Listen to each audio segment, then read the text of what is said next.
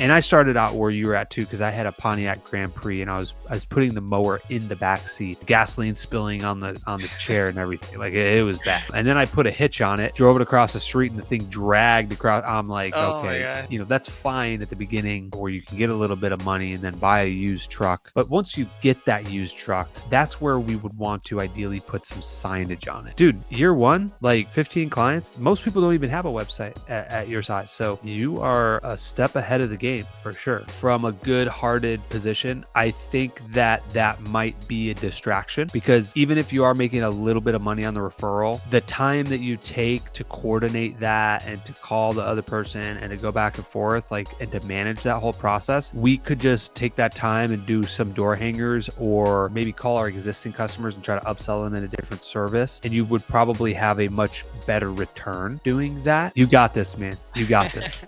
You are just getting started, dude. All right. So good morning, good afternoon, good evening, ladies and gentlemen, depending on when you're watching this video.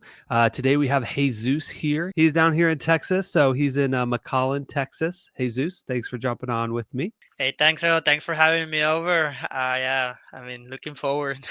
Absolutely, absolutely. So Jesus reached out, needs obviously some help with he's just getting his business started. So Jesus, if you want to kind of take the stage here and maybe fill myself in the audience up to speed on like kind of where you're at in business. I know you're kind of just getting started, but maybe how many customers you have, or when you started, and kind of like maybe your like 5-year goal, or like what do you want to take this thing to, like where do you want to go with it? Yeah, for sure, for sure. Well, yeah, I started around April 12th, a few days before my birthday, which was on the 15th. I had my first lawn there with my mom. Then from there, I had a friend, and I took it through Lawn Starter. I don't know if you're familiar with that app. That's kind of where I signed up. I've been getting quite a few of the lawns from there, and well, just kind of been picking it up from there. A few from there. I started also looking for my own. I think about customers. I think I'm somewhere around 15, 20. Most of them from the app. Few that I've been looking forward to.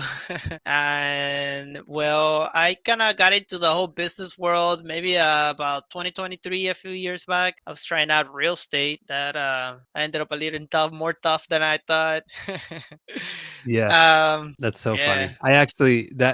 I did real estate too for a while, by the way. I did some wholesaling. I really wanted to get into long-term hold rental kind of category, but yeah, so I dabbled a little bit in real estate as well myself. So that's cool, man. So you and I have similar kind of backgrounds. So you're currently working a W-2 job right now. You're looking to kind of, I'm assuming, maybe transfer out and go more full-time in the lawn business, or are you planning on keeping the W-2 job and doing this kind of on the side? Right now, it is. I'm keeping it on the side. I am keeping my W-2 for now, but I do look to transition eventually. That's kind of the thing. That's kind of how I started into my real estate for a bit as well. I did the wholesaling, and yeah, I guess maybe it wasn't in me, or I don't know. I just once I got an idea from one of my friends to try lawn cutting, I just enjoyed it a lot more. And yeah, so I'm kind of looking to grow into that now, or as much as I Cool. can. That's awesome. That's awesome. So, so what can I help you out with? Like, what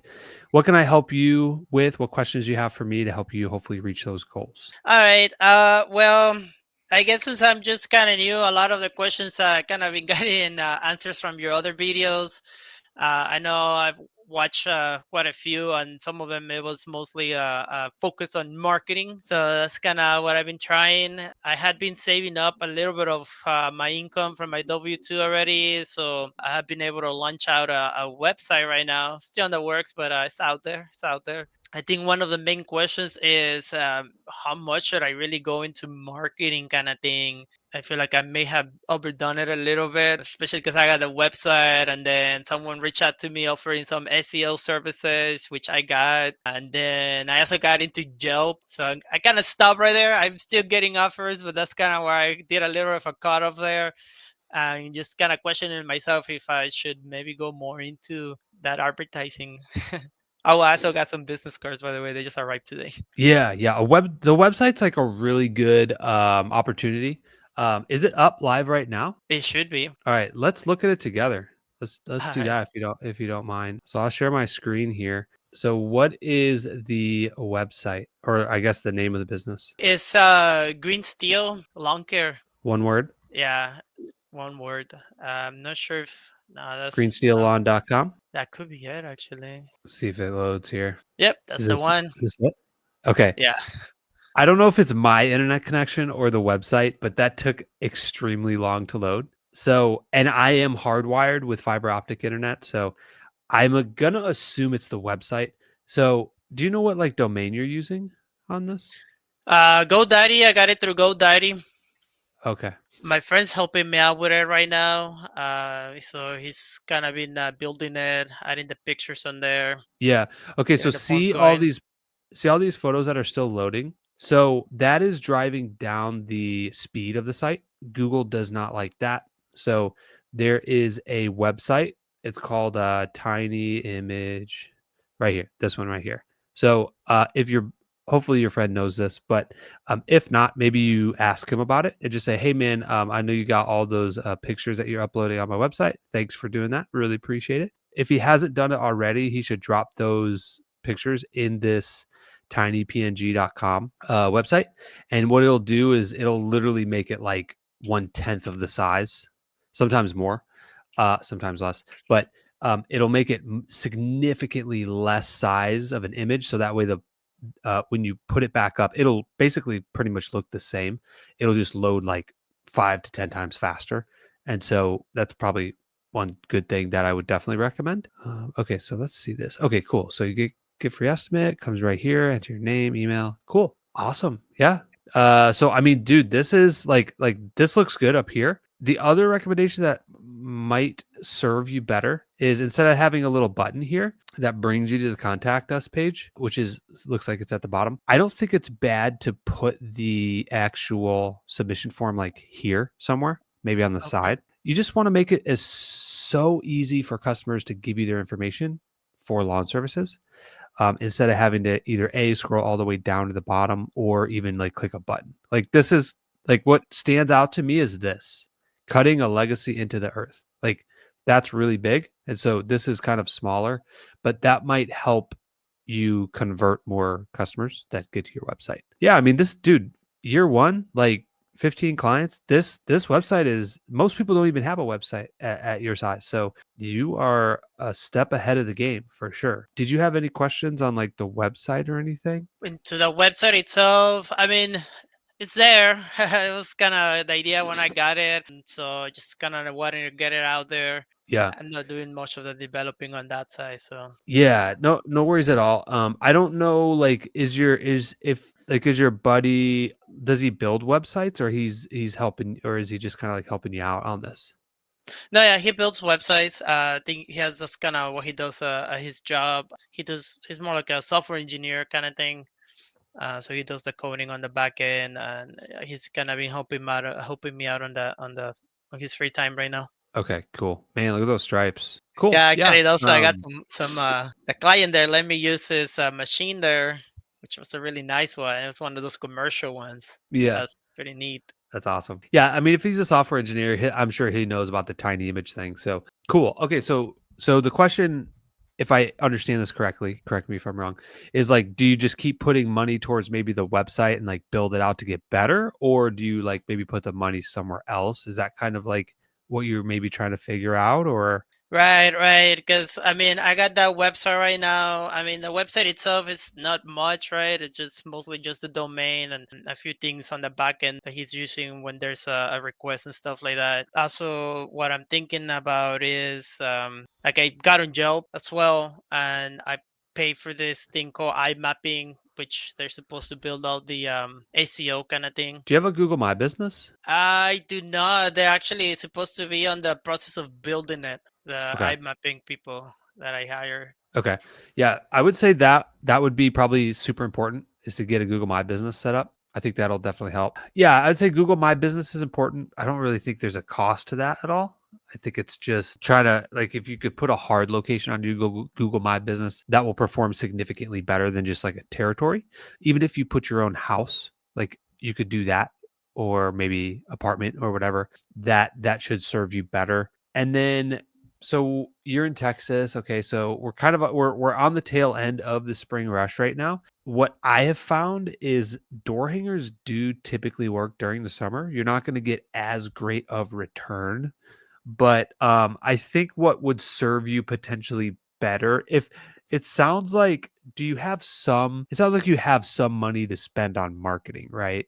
Since you are working a W-2 job and everything, like you have a little bit of money to spend. Is that right? Yeah, yeah, I do have a little bit of money to spend there. I kind of been saving up on a few accounts there. That's kind of how I got those stuff going right now. Okay.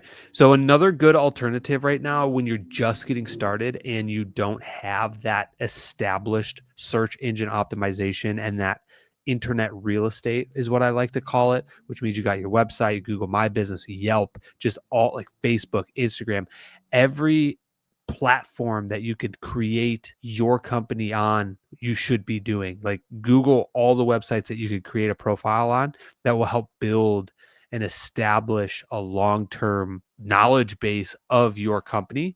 Keep everything very consistent. The phone number, the address, if you could geotag some of the photos, if you go back and watch some of my previous videos, I could show you how to geotag photos. Just keep everything consistent that way.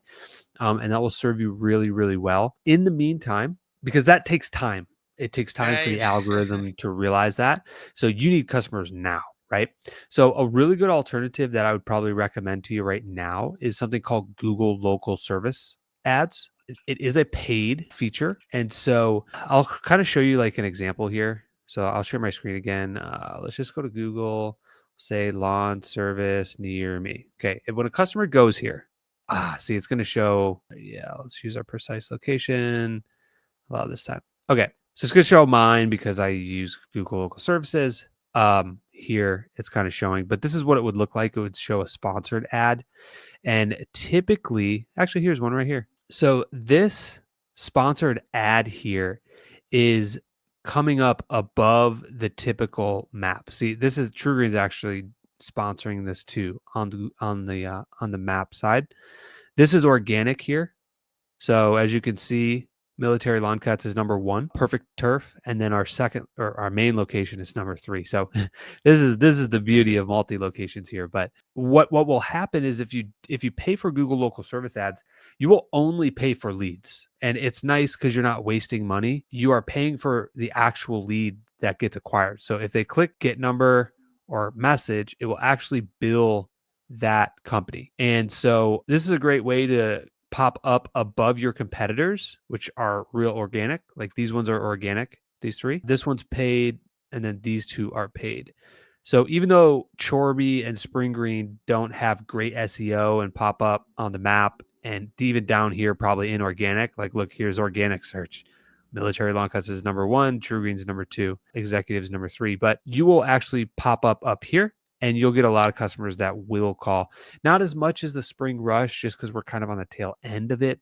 And don't be shy with the budget on this. I follow Mike Andes a lot, and he recommended to me, literally, he's like, just put $1,000 budget. He's like, I guarantee you won't spend that much. And I was like, okay, I trust you. I put $1,000 budget, all spring rush. In fact, I can pull the numbers right now because I just went through this on our K. I pulled the customer acquisition costs on all of our clients. I think we spent $500 for the last 3 months on Google Local Service ads, and I had a budget of $1,000. But you can go in there and like specifically say, we only do mowing, we only do weed control, we only do sod, or whatever services you do. So that way, it's when people search, it's way more likely that the people that are contacting you on those leads are very qualified leads. So it's a good source when you have a little bit of money to spend and you don't have the SEO real estate yet.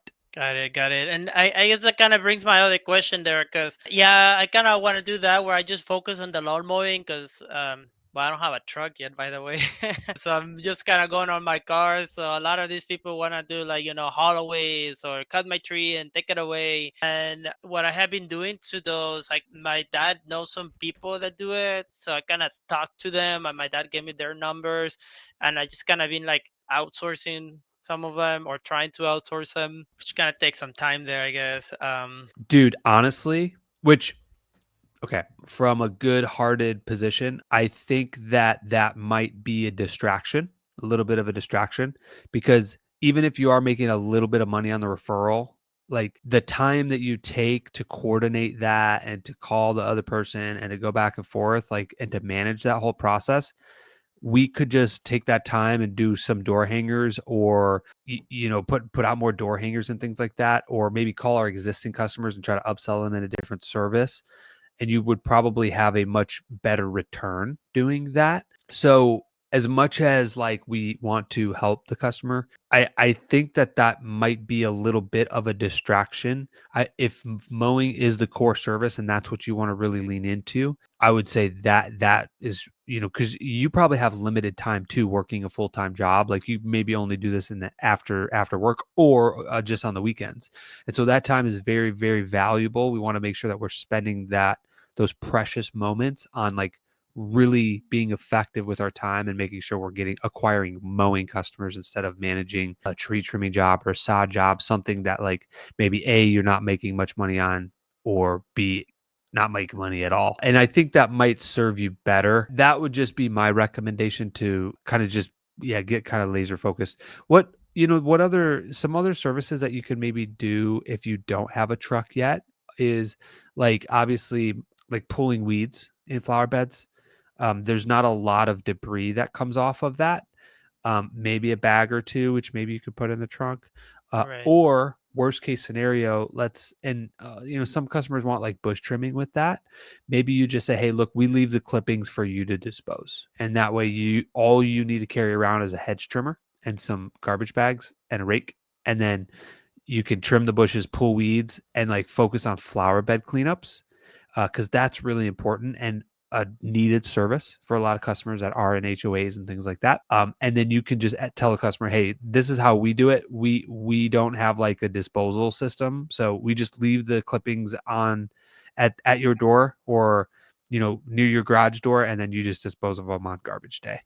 You know. Got it. Got it. Yeah, that's kind of what I was thinking on doing. I do have a few flower bed things going on, which kind of I'm still figuring out how to quote those. Because yeah, I had this one where they have like those white rugs, those white rugs, like the decorative white rugs. And I noticed that they want the weed spool, but they're already like getting past the fabric, and then you kind of pull them, and they just kind of break instead of like coming with the root. Yeah. So what we tell our customers, which we don't offer the service, but you can. So anytime there's a rock flower bed, we actually don't touch it. It's very like one out of maybe like 100 clients of ours have a rock bed. So number one, it's like, okay, I'm tailoring to like the 1 or 2% of people. Why not just focus on the 98% of revenue and driving customers? That's my mindset, especially as we scale with employees and stuff, it just gets a little bit more complex. But what you can do is get some kind of spray. And if you don't want to, like, spraying the weeds first in the rock flower beds is like needed to get rid of them. You spray them 1 week, and then you come back the next week and then maybe just hand pull anything that's dead. Obviously, I don't really support or want to use Roundup, just because you see all those cases out there, Right. how harmful it is. You can create a more natural product with water and I think it's vinegar or salt or something like that. If you YouTube it, it's a mixture of water and some other natural ingredient, or more natural. And then together it will basically kill everything that's green, and it's not Roundup. And so you could do that, get like a little pump sprayer or a backpack sprayer. And then if you do have a lot of rock flower beds, you just spray it first. And then you just tell the customer, hey, yeah, we can get rid of the weeds, but we spray it. And then we come back and hand pull it. And then it'll just be this cost. Because to go in there and hand pick the weeds in the rock flower beds, number one, it's not going to be done right. The grasses, the tips are just going to snap, and Yeah. it's literally going to grow back twice as bad in a week. And then they're going to be mad at you because they're like, why does my flower bed look like this? Right. Yeah. It is literally impossible to get the root system. And if you did get in there, move all the rocks to get the root system, to do it the right way, it would take you forever. And the customer is not going to pay you for hours of labor to get those weeds out of the rock flower bed. They're just not. And it's going to be super labor intensive. And so the fastest, easiest, quickest way, spray them all, go back a week, hand pull them. is probably what. Oh, okay, yeah, because that's exactly the problem I was having. Like, I was trying to pull some of it, but they were just snapping. And then, like, next time I went to the mall, like, they were just like way up here, and I don't want Yeah, to put my weed eater there and then hit a rock, and exact. And then it shoots through the window. Now you're fixing. Yeah, dude. And it's exactly, aggressive. They come back aggressive. yeah. So Okay, I'll probably throw that one out there because the only other way I was thinking is like you said, like move everything, take them out, maybe even replace the fabric, and then put everything in there. But yeah, that's gonna be a lot of work. And yeah, and dude, customers aren't willing to pay. I mean, that's dude, right off the bat. I mean, you're talking the standard flower bed. I don't know, like 12 or 15 feet wide by like 5 or 6 deep. Like that's a normal flower. Like that whole job to remove all of those rocks, lay the fabric liner down, the material costs, the labor. Like we're talking like six, seven, $800 at least of labor. Like that's a half day's job at least, maybe a full day. And so the customer is not going to pay. I mean, some might if you're in a high end area, but where I'm at, it's I'd say maybe B class living, and they're not gonna spend $800 to $1,000 just to get weeds removed. yeah, So instead, you could get some spray and maybe do it for a couple $100. Where you spray them and then just come back a week later and just pull all the dead stuff. okay, yeah, that's a great idea. I didn't know we could make spray like that because the thing that was worrying me about spraying. I know one of the videos you had mentioned that you cannot really throw herbicide, right, or stuff like that without a license. Yeah, so technically speaking, it's not really it's not an herbicide. I mean, you're The you mixture, are you yeah, it's a natural mixture. So yeah. technically speaking, I think you would be okay. Yeah. I mean, definitely maybe call the Texas Department of Agriculture to verify that. Don't just take my word for it. But All right, right. um Okay. Yeah, that's a great idea there. What else? Yeah, I think that's kind of helps a lot there because those they're actually down here. I don't know why, but there is a lot of those rock beds. I think I seen like at least 4 or 5 already from the clients I have that have those. yeah. So Yeah, it's that'll kind of be good. that'll be super helpful for sure. What else can I help you out with while you got me? Let's see. Jar book. Oh my God, there's so much in there. Yard book? Yeah, because I know I'm starting to get a lot of customers, right? And I have been using the lawn care kind of thing or the lawn starter, but I'm trying to kind of get away from that because I feel like they keep like about half the money there, half the income. So I'm trying to build my own CRM there on Jarbook. Kind of having a little bit of trouble getting it there. Just kind of been throwing the information on there and whatnot. Yeah, that's going to be crucial. A lot of guys that just get started, they do use those apps that kind of send them leads and stuff. Hmm. I think that's fine in the beginning, but eventually we need to ideally, hopefully soon, get some kind of vehicle that we would be able to maybe pick up mulch and like load mowers in and stuff like that, like save up for even if it's a used truck, right? And then the reason why I really push that, and I started out where you were at too, because I had a Pontiac Grand Prix and I was putting the mower in the back seat of Yeah. the like gasoline spilling on the chair and everything. Like it was bad. And so, and then I put a hitch on it, drove it across the street, and the thing dragged across. I'm like, Oh my okay, God. I can't do this on a Grand Prix. So, so then I used my mom's SUV and put the hitch on it. And that worked temporarily, but then eventually, like, it's like, that's fine at the beginning until you get a couple of flower bed cleanups and stuff like that, where you can get a little bit of money and then buy a used truck. But once you get that used truck, that's where we would want to ideally put some signage on it, right? Because instead of the leads going to lawn starter and then going to you, we just want to take lawn starter and just push them to the side.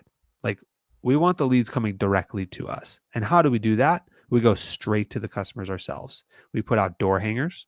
You can go on Vistaprint and probably order 1,000, maybe 5,000 door hangers for probably a couple $100, right? That would be a very actionable step that I would say to do in the next week. Like maybe Yes, sir. after this call, I'd get on Vistaprint, order 1,000 or 5,000 of them. Put your name, phone number, what you guys do. Doesn't have to be anything fancy. Our door hanger changes every year. We change the design of it. We change the look of it, we update it, we change it, we remove things, we add things. Just something. So that way, you can go out and canvas a neighborhood and like set a number of hours. Like say, hey, like for the next like 6 weeks, I'm gonna for a couple hours a week or 3 hours a week on a Saturday. Like I'm gonna go and do some door hangers and like maybe put out 250 door hangers every week. If you do that for the next 6 weeks, those leads will come to you, not Lawn Starter, to you. And so when you're charging these people $40, $50, $60 a cut, that's all going to your pocket. Half of that is not going to Lawn Starter. That's kind of the spinning wheel that some people get stuck in, is they go through these different apps and stuff, and they're doing good work, they're hustling, they're grinding, but half of the revenue is going to the company that's making all the money and the profit. And by the time you factor in the fuel cost, driving, equipment costs, I mean, you're probably close to maybe breaking even on some of those things, if not maybe losing money or making just very little profit, So, but yeah, that's the website is great. Google My Business, definitely got to get that up and running. I'm trying to think. So maybe getting inside of Facebook groups. We just got to get our name out there, and a lot of times we as entrepreneurs and business owners, when we're just getting started, we over complex this ideology of like getting customers. And if we broke it down to its core simplistic form, all it is you provide a service. You need to tell your service to other people like that. And then other people who need the service, not all of them are going to come to you, but the ones that do need it will come to you. And so the more people we tell, the more people that ideally will come to us. And so how do we do that? We just getting our name out there, signage, website, getting inside of Facebook groups, posting you in front of the mower. Hey guys, just finished cutting a lawn in what was it? McAllen City. McAllen. Yeah. There you go, dude. And I guarantee you, if we went on Facebook right now, there's a Facebook group, McAllen Town or McAllen. There's all kinds of stuff. You'll find hiking groups. You'll find like a women's group, right? Or like moms of McAllen, like just any group. I would just get inside of that and just, and it doesn't need to be super salesy. Just, just introduce yourself. Hey guys, just getting my business started. If anybody needs anything, give me a shout, and then just put your phone number in there. But the more people we could tell, the more people that know about our services, the more likely and chances are people that are going to come directly to you, not through Lawn Starter. Nice. I do have another question. Just kind of remember, if there's still time, by the way. So basically, as I've been kind of meeting people and kind of putting the business out there, I had gotten a few people that reach out to me, wanting to like partner up kind of thing. I think one of the pictures that we went earlier for the website, the one I mentioned lent me his commercial lawnmower. He used to have like a whole business going on, and they kind of offer maybe possibly like a partnership where they bring the equipment and kind of stuff. Do you think maybe it's too soon to start getting into that? Maybe wait a little bit longer, or when do you think will be like a good chance to like jump into that? So why would you want to partner with somebody? Just out of curiosity, we'll dig a little bit on this. What's the reason? It's kind of like one of them, like he offer basically the equipment, right? Like he has like high-end equipment. He has like already like $20,000 worth of equipment and whatnot. And then one offer me doing the marketing, right? Like he's a real estate investor. He goes around door knocking. He's like, I can do the marketing while I'm out there doing that. So Yeah. I guess to kind of like cover some of those areas that sometimes I don't have time to. Yeah, that makes sense. So long-term wise, I know you said that eventually maybe one day you would want to go full-time on this. Like let's fast forward like 10 years. Like let's just assume, Jesus, that you did go full-time. Let's say 2 years from now, you're rocking and rolling, you've got 50, 60, 70 customers, you go full-time. And then what? Like where do we want to go? What do we want to do? Like where do you see in 10 years? Where do you want to be? 10 years. Yeah. So, I mean, I really want to grow the brand, right? Want to grow the brand to a point where, I mean, I like getting out there. That's kind of what I mean. I kind of asked this question myself, but I do like getting out there, doing the lawn mowing and stuff, getting under the sun, getting dirty. Hey man, I got a couple positions available, dude. You can come on up. We'll give you a sign-on bonus to move up here, dude. I got plenty of spots for operators, right? If that's what you want to do. I mean, that's the thing though. Like, I like it, but ultimately, I do want to, like, at one point, kind of have like its own business where, I'm just kind of like working on the business rather than in it, kind of thing. Yeah. Okay. Because it's all for my family in the end. Okay. Okay. Yeah. That helps me. Okay. That helps. Hey, anybody that is watching that wants a job, reach out to me. Okay, media@militarylawncuts.com. We are hiring right now. So, but okay, anyway, okay, that's good, and I'm glad that you know that, right? Like you know what the end goal is because some people don't. And so here's the reality: is you can partner with somebody that may get you there quicker in the fact that they have skill sets that you haven't learned yet. But I would caution you, and here's why. Although they have a skill set that you maybe lack with it, which is maybe selling, going out and doing door-to-door sales or selling, or maybe they have the equipment cost, right? As an entrepreneur, it is required for us to learn these different skill sets. And there's something to be said from somebody like you and I that start our business with just a truck or a vehicle and work our way up through the ranks and learn every skill set, because the hats change in the business so much.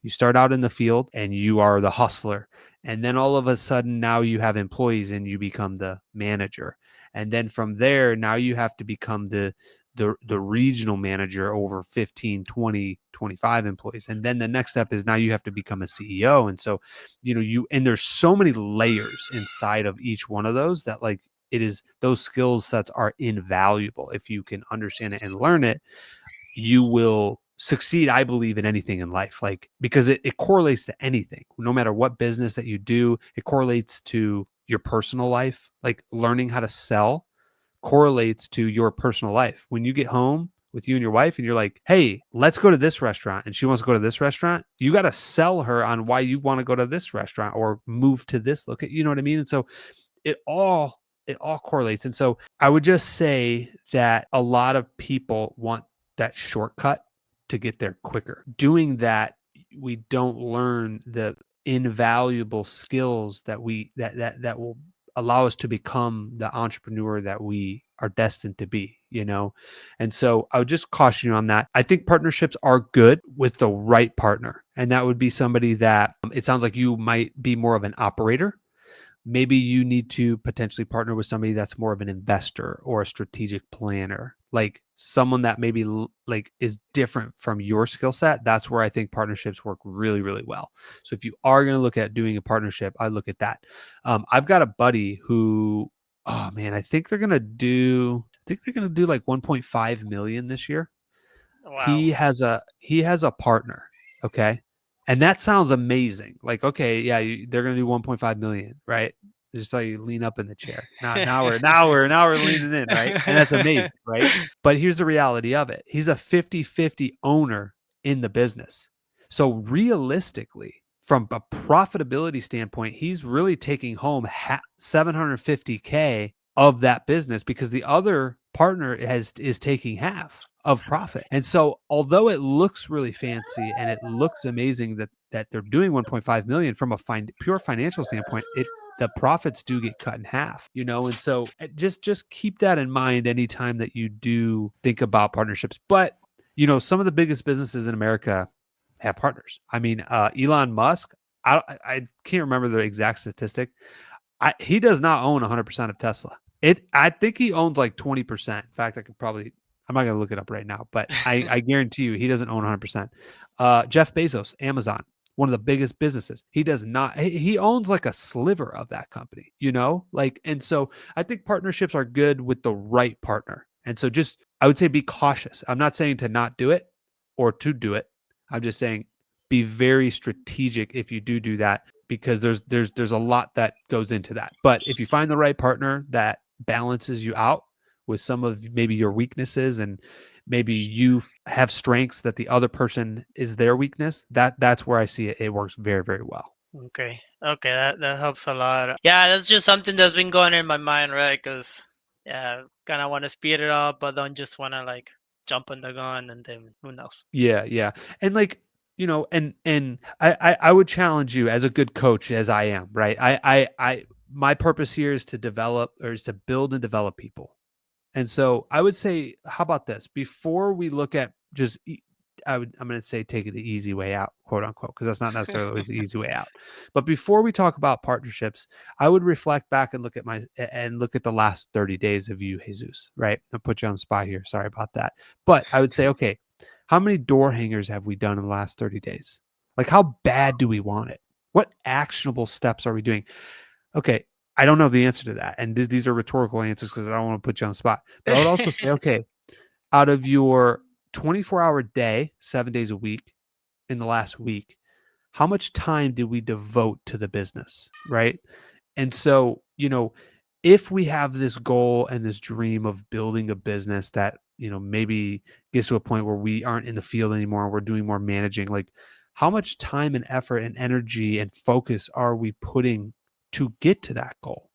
Because it's not, hypothetically speaking, just going to fall into our lap. We have to do actionable steps each and every day, get laser focused, remove the distractions, and get dialed in each and every day. Wake up every morning like, hey, what is my goal? Like these are the 3 actionable things I can do today. Even though I work a job, hey, on my break I can do this, and after work I can do this. It sounds like you have kids too in the background, so Yeah. Got a that's couple. that adds another, because now you're a father as well. So like you have responsibility. And so a lot to think about, but that's what I would challenge you on first before going the partner route is like, hey, how can I get it to a point where I can maybe start to buy some better equipment? It's like, okay, well, maybe I need like 10 of my own customers, not through Lawn Starter. Like if I could just get 10 of my own customers, $50 a cut. I cut them every week or every other week. In 2 to 3 months, I'll have, I don't know. I don't know what the math is. Maybe $1,000, $2,000, right? Okay, now I could take that money and buy a better weed eater. Okay, and then if I do that for another 2 or 3 months, now I've got 4 or 5K, right? Now I can get a truck, right? And so now we start to kind of work our way backwards to get us to a point where we do have a little bit of momentum. Because man, it's hard, dude. It's hard getting the business off the runway. I was talking to my Yeah. office manager today, dude, and anytime, like, because we just built the second location 2 years ago, so I know exactly how it feels. I built it basically 1 day a week. Actually, 1 day a week I would go out and build the business. And it is hard because you're burning money. There's not a lot of customers. You feel like you put out so many door hangers and nobody's calling. Nobody knows us yet. It's very, very difficult. But what I do know is if you can get through that most difficult time, nobody sees that. Nobody sees the grind and the hustle in the beginning days, the first 6 months or 12 months of a business. They just look at the year 2, 3, or 4 where you've got 100 customers and things like that. And they're like, oh, wow, he's doing really good. It's like, yeah, well, you didn't see all the frustration, the blood, sweat, and tears. I sweat at the beginning. But yeah, that's my motivational speech for you. So hopefully that That's helps.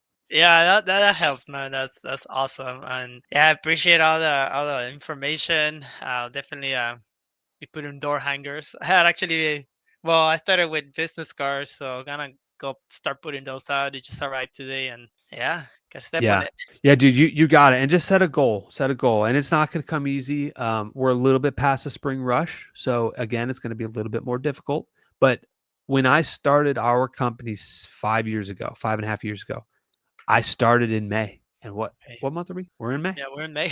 And I finished off that season, I think, with like, it was minimal. I mean, it was probably 35 customers. But I started in May after the spring rush, after all the busy season. But I would put out door hangers when I could, and just build the business, do good work, have the customers, refer their neighbors, give them a free cut if they refer their neighbors. And I just did those actionable steps in the beginning that not a lot of people see, and it sounds so simple. We get very fancy with it, but I think if you run some Google local service ads, you'll get direct clients to you, a handful of them to at least get you started and at least earn the money back that you're putting into it Yeah, by the end of the year. And then from there, dude, it just expands. You get 5 customers and then 10 customers and then 15. And then all of a sudden, you got enough money to buy the commercial grade mower and weed eater and edger. And then a few more months goes by, you just keep doing those consistently. And then you've got enough money to buy a truck. And it's a slower start. It is, but it looks much better when you look back on it 3-4 years and know that you own that asset fully. And so and not have to split that with someone else. But you're a busy man too. You've got a family, you've got a job, and things like that. So definitely want to weigh all those options. I do think that you potentially could get there quicker if you find the right partner that balances you. But there is something to be said about putting the work in, putting the grind, putting your head down, and doing the hard work. It builds character, it builds self-worth, it builds your self-image, and it gets you mentally tough for what business is. And that's literally putting fires out every day, overcoming obstacles, being resourceful. That is what an entrepreneur is. And there's very valuable lessons to learn along the way, especially in the beginning. Yeah. So you got this, man. You got this. You are Thanks, just bro. getting Thanks, bro. started, dude. Yeah. Yeah, that's for sure. That's for sure. And I mean, I'm enjoying it a lot. So we'll see how this off season goes. And yeah, Yeah, man, dude, you're crushing it. Like I said, dude, door hangers, Google local service ads, those are going to be your two biggest levers. I do like the website. It's started.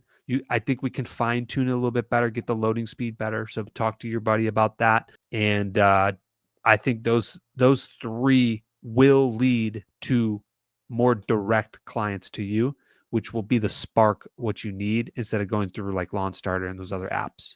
yeah. So you got this, man. You're gonna crush it. Thanks, man. Thanks. We'll Absolutely, definitely do absolutely. it. Awesome, man.